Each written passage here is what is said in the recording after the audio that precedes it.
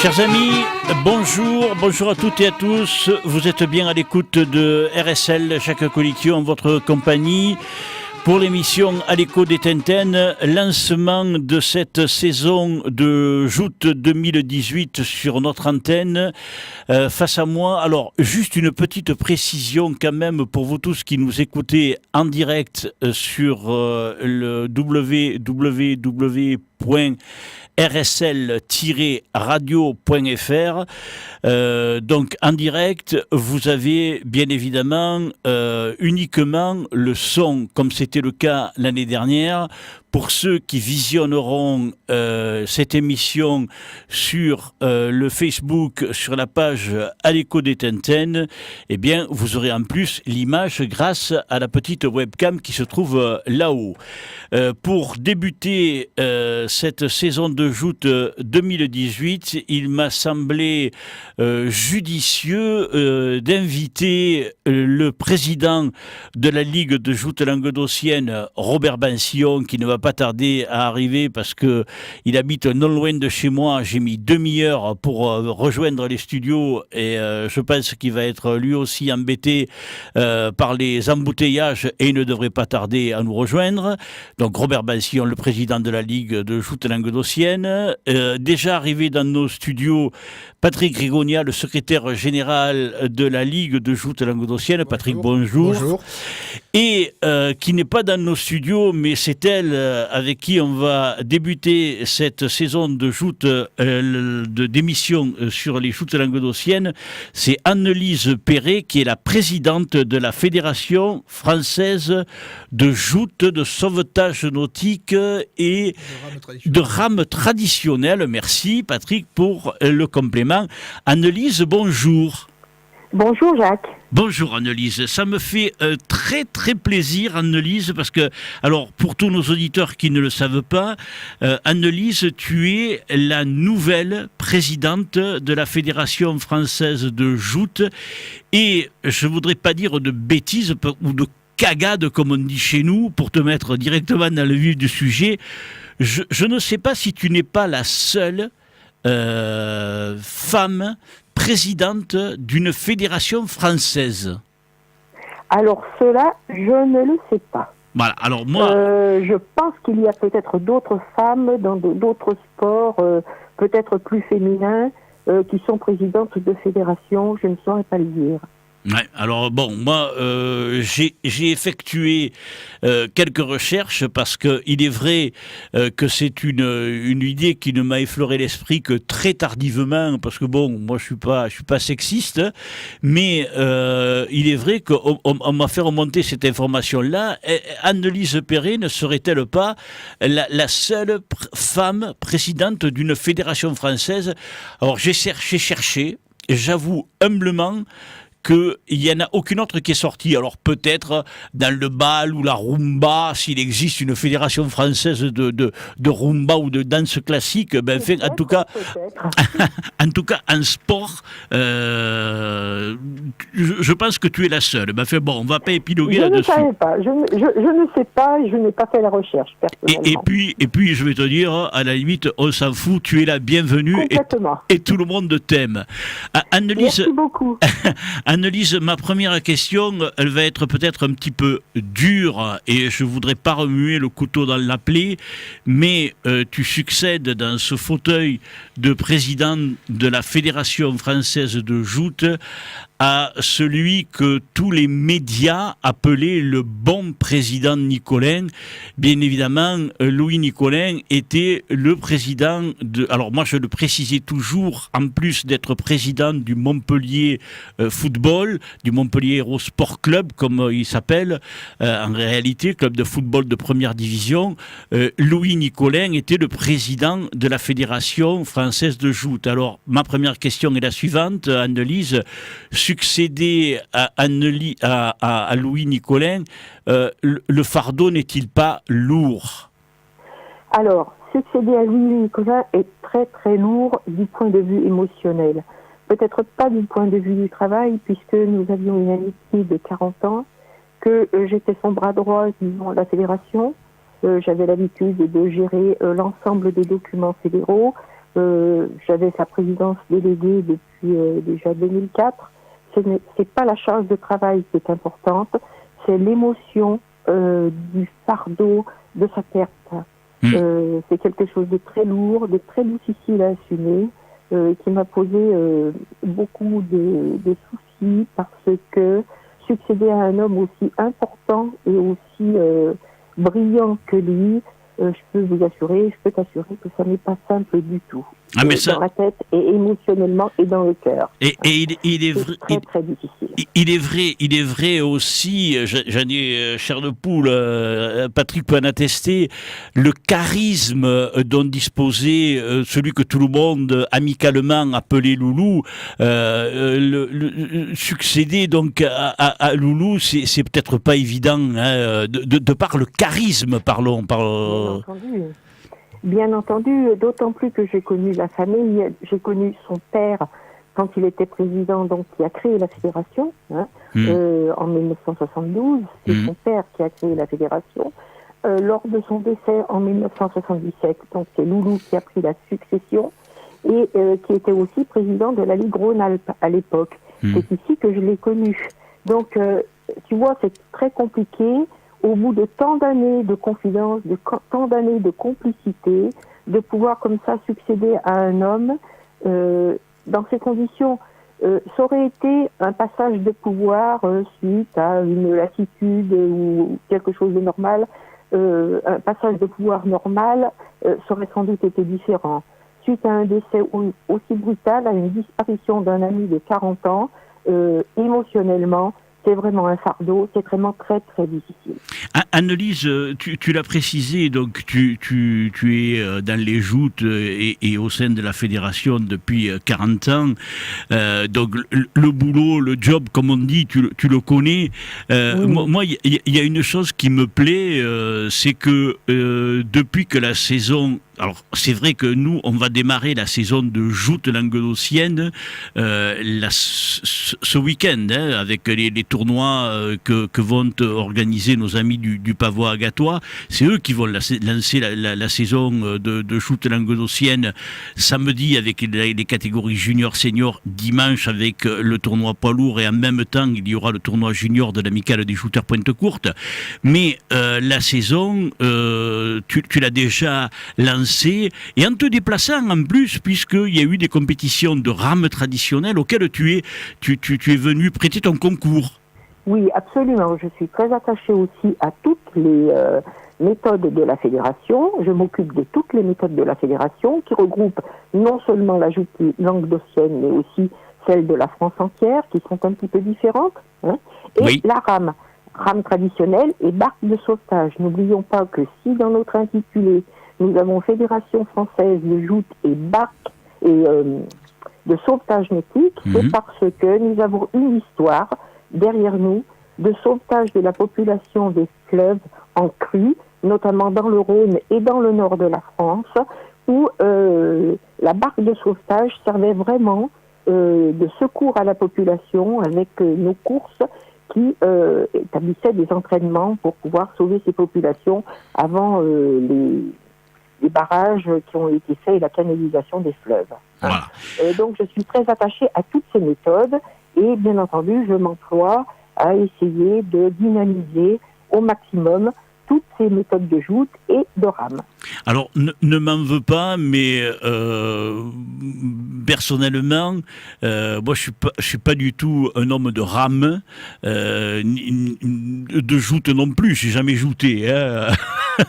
J'ai participé seulement au tournoi de la presse quand on le faisait à l'époque entre amis, et c'est la seule fois où je suis monté sur la Tintaine en joute languedocienne, et tout le monde pensait que j'allais remporter de main de maître ce tournoi de la presse où tout le monde me donnait des mains conseils et où je brillais par mes plongeons plus ou moins académique. Et bon, voilà, même Robert, une fois, il me disait, il était en bas, premier rameur, là, quand une fois il avait lieu à 7 ce tournoi, et je me disais, je me prépare, Robert, non, tiens le temps, Nine, il me disait. Et je disais, mais Robert, ils sont là, non, tiens le temps. Et finalement, quoi, et après, il m'a dit, là, et pratiquement l'adversaire était sur moi. Alors, bon, c'est vrai que quand il m'a dit de me préparer, c'est le moment où j'ai le mieux tenu. Merci, Robert, pour tes conseils éclairés, parce que bon, toi, tu es un champion. Mais ça, j'ai détruit mon adversaire et puis je l'ai suivi parce que je me suis trop lancé, bien évidemment. Mais bon, ça, c'est anecdotique. Mais Anne-Lise, autre petite question. Est-ce qu'on aura parce que bon, moi, ici, dans cette émission, c'est l'écho des Tintin, on ne traite que de joutes. Je m'en excuse, donc. C'est normal, c'est normal. Chacun son job. Moi, je traite ce que je connais, et ce que je connais, ce sont les joutes. Est-ce qu'on aura le plaisir de te voir à un tournoi de joutes? Oui, sans doute. J'espère pouvoir descendre dans la saison, pourquoi pas. J'ai on dira un agenda qui est très serré, oui, qui est plus administratif que plaisant, je veux dire, que de loisirs, mais ce serait un souhait et quelque chose que j'aimerais faire, peut-être une finale.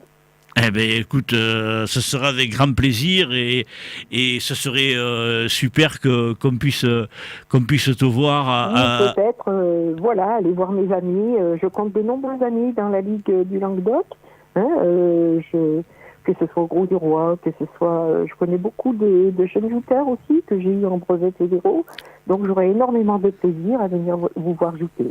Alors, je sais aussi que lorsqu'il y a eu les brevets qui ont été organisés, Patrick, aide-moi, l'année dernière, je crois que c'était à Metz ou à Ballaruc, et cette année à Frontignan, voilà. À Frontignan, Anne-Lise est venue aussi. Bien sûr, bien sûr. Oui, bien sûr. À chaque fois, elle vient. Oui. Ouais. Bien sûr, je viens. Il y a Robert, tu vois, Annelise, Robert est arrivé. Hein. Oui, bonjour mon ami. Adieu. Bonjour Patrick aussi. Bonjour. Ce sont mes amis. Ce sont mes amis. Hein. Oui. Ce sont des amis très chers qui comptent beaucoup pour moi. Ouais. Donc je sais, Annelise, que tu as participé lorsque ces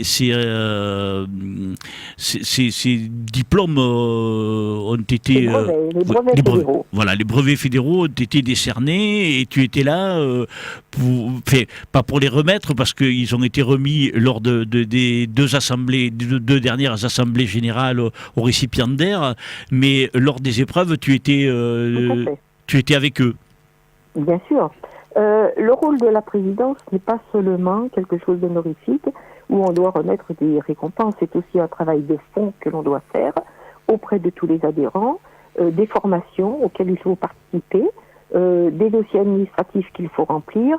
Il y a tout un travail dans l'ombre que l'on doit exécuter et ce n'est pas seulement remettre des récompenses. Et le travail de fond est certainement beaucoup plus important.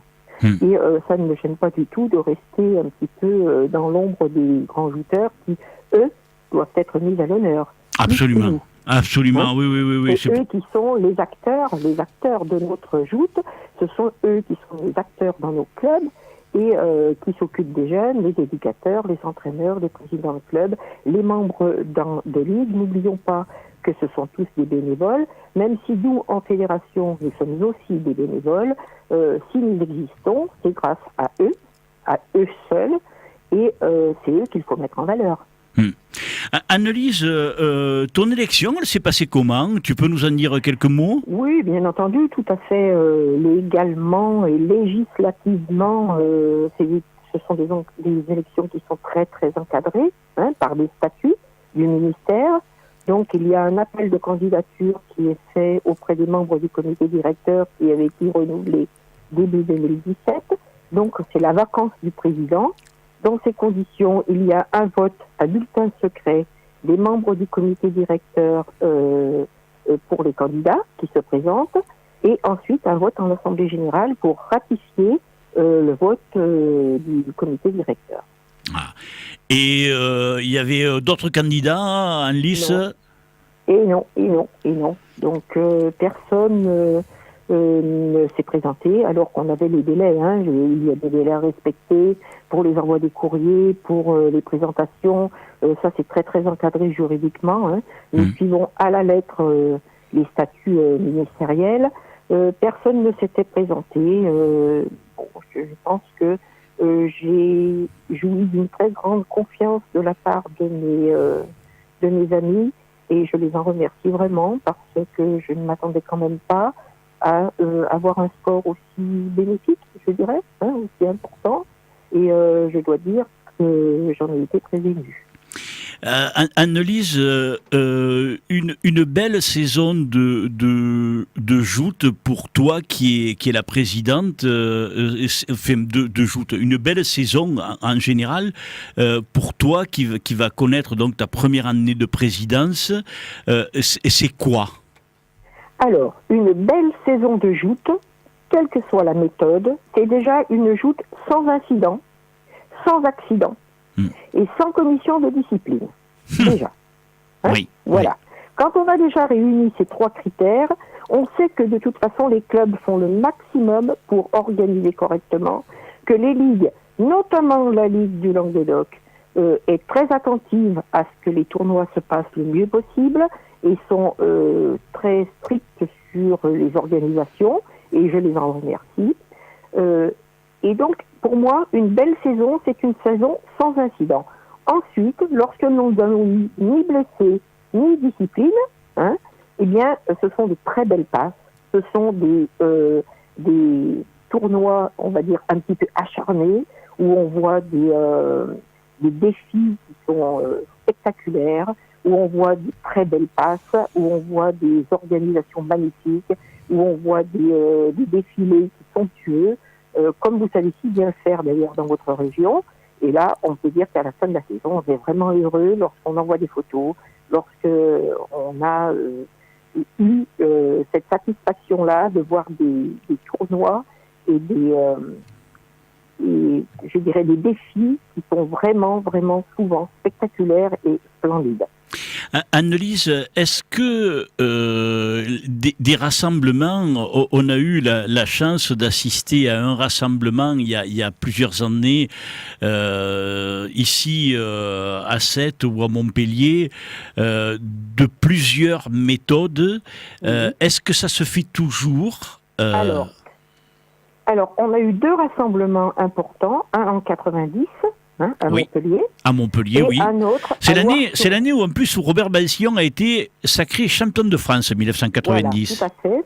Avec des souvenirs mémorables, j'y étais, bien entendu, des souvenirs mémorables de cette organisation. Et on a eu un deuxième rassemblement à Loire-sur-Rhône, c'était en 2003, un club de la Ligue Rhône-Alpes. Oui. Ensuite, nous avons des rassemblements qui regroupent peut-être pas toutes les méthodes, mais qui regroupent les méthodes de lyonnaise givordine, surtout qui se pratiquent dans la vallée du Rhône et dans le nord de la France, avec la parisienne, qui se pratique aussi dans ces 2 régions, et notamment à Melun, où on en a eu un en 2010 et où on en aura un autre en 2019, mais qui ne vont comprendre que les méthodes qui se pratiquent là-haut, c'est-à-dire lyonnaise, givordine, parisienne, alsacienne. Voilà. D'accord. Parce que nous avons toujours un coût extrêmement important pour le déplacement des bateaux, pour l'organisation. Bien sûr. Et ensuite, nous avons surtout un problème de date, parce que chaque méthode a des dates qui sont très serrées, je veux dire, pour les tournois, pour pouvoir arriver au final. Et il est très très difficile de pouvoir trouver une date commune à tout le monde. Bien sûr, bien sûr. C'est vrai que c'est très difficile. Par exemple, très compliqué. La saison de joute languedocienne, de joute pure, va démarrer le samedi 9 juin et elle va se clôturer sans interruption, parce qu'on joute tous les week-ends ici. Oui. Elle va se clôturer le samedi 16 septembre. Donc, voilà. Il fait beau. S'il fait beau, Robert rajoute s'il fait beau, et il a raison, parce que... Voilà. Par exemple, nous avons 2 ligues qui ont commencé déjà la semaine dernière et qui vont terminer aussi en challenge amicaux mi-septembre. Donc il est très très difficile d'organiser un rassemblement parce que on prive les clubs de leur fête de club, de village, qui est souvent un apport financier important. et il faut prendre tous les paramètres en compte. Hein. Oui, parce que j'ai dit le 16 septembre, mais c'est le dimanche. Le championnat de France a lieu le samedi 15, le samedi 15 septembre. Voilà. Et cette année, toutes les compétitions qui sont placées sous l'égide de la Ligue, sont organisées par la Lance sportive palavasienne qui cette année, pour l'occasion, fête son 90e anniversaire. C'est très beau. J'aimerais bien descendre, d'ailleurs. Ah. J'aimerais bien venir. Eh bien, c'est avec grand plaisir, Robert. Pas de problème, là. D'ailleurs, Annelise, tu es chez toi quand tu viens chez nous. Mais je le sais, Robert, je le sais. Et d'ailleurs, ma deuxième... Il a le sens de la formule, Robert. Il t'invite bien. Non, là. Mais je connais Robert depuis si longtemps. Je connais Patrick depuis si longtemps que ce sont pour moi des amis incontournables, avec lesquels j'ai une confiance totale dans l'administration de la Ligue. Oui. Je peux. Tu peux. Il faut bien le souligner. Hein. Oui. Annelise, maintes fois, la question nous est posée de savoir pourquoi les femmes ne jouent pas. Alors là, je vais peut-être, pas fâcher, mais je vais dire frustrer quelques personnes. Les femmes jouent. Nous avons un championnat féminin très très important en méthode parisienne. Dans les ligues PACA et ligues Rhône-Alpes, où on pratique la méthode provençale et la méthode lyonnaise-givordine, il y a de la joute féminine, mais pas avec une très grande envergure. Par contre, en méthode parisienne et alsacienne, il y a un championnat de filles qui est très très relevé, un championnat de France, très relevé, où on a vraiment de très très belles compétitions féminines et qui sont ouvertes à toutes les personnes qui souhaitent, même des ligues, des autres ligues que la Ligue le Rhône-Alpes ou que la Ligue Nord-de-Loire. Il faut savoir que la licence est une licence nationale qui permet de jouer dans toutes les méthodes et dans tous les tournois que l'on veut. Et donc, la joute féminine existe vraiment avec un très très beau championnat qui est d'ailleurs très très relevé. C'est-à-dire, quand tu dis la licence est une licence nationale, tu parles pour le sport féminin là ou pour même pour tout le monde. Je veux dire, si un jour quelqu'un, par exemple, de votre ligue, une jeune fille de votre ligue veut venir participer à des éliminatoires de championnat en méthode parisienne, elle peut le faire avec sa licence du Languedoc. Il n'y a aucun problème.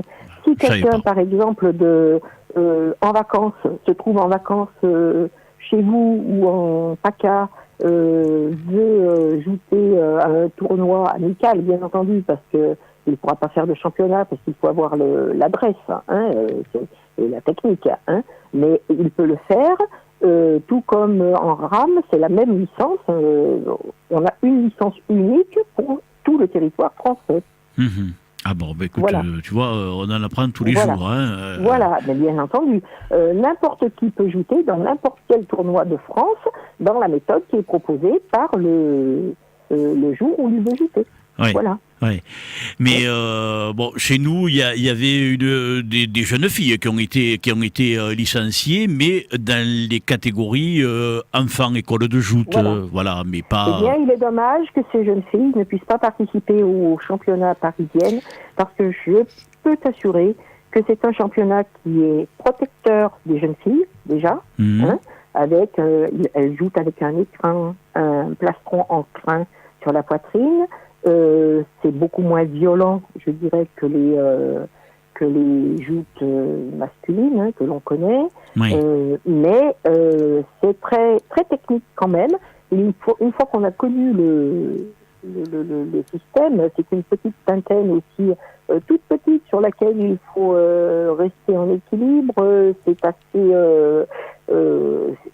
c'est très très technique avec une lance et des règles qui sont un petit peu difficile à comprendre au départ parce que c'est très relevé, un championnat très très relevé, très relevé pour toutes les jeunes filles. Alors, il est vrai que chez nous, il y a une jeune fille, je sais, qui avait participé jusqu'à la compétition junior, et qui après, après c'est assez violent comme choc, et on peut pas. Oui, bien entendu. Elle était la seule, et elle participait avec des garçons, hein. Oui, bien sûr. Mais bon, c'était.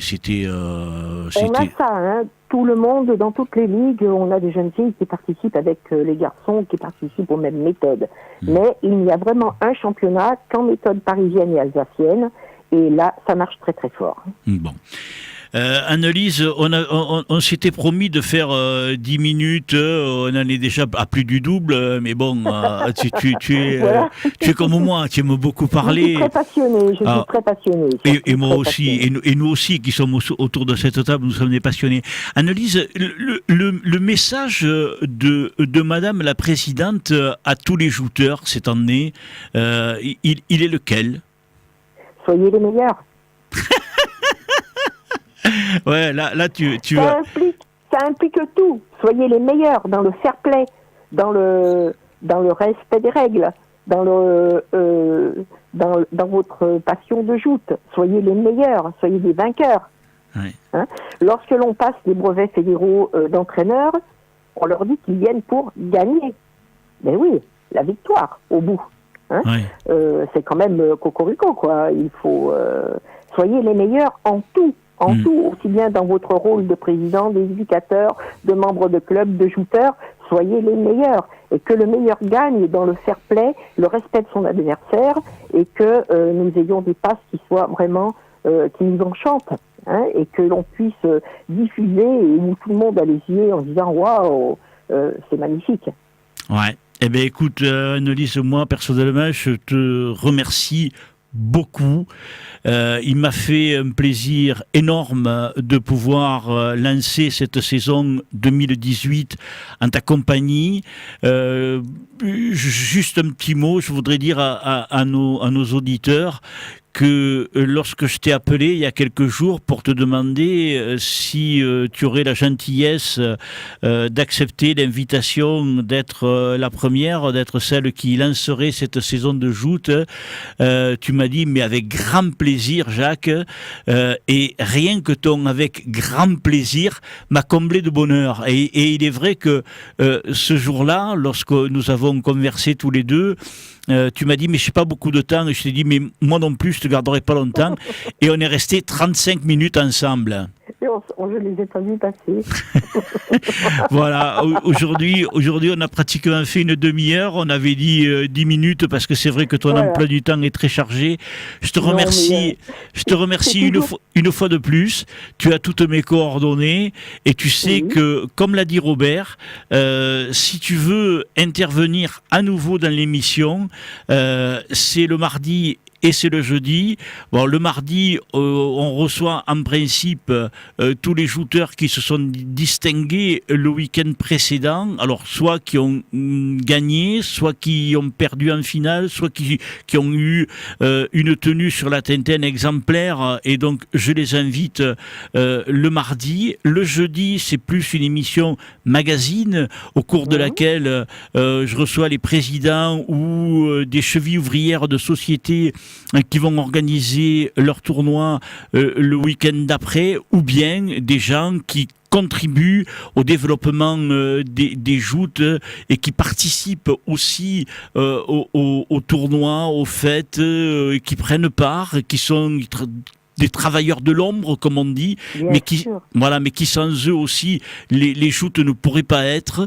Donc, sache que ta place, elle est aussi bien dans l'émission du mardi que dans celle du jeudi, et tu es toujours, comme l'a dit Robert, tu es toujours la bienvenue.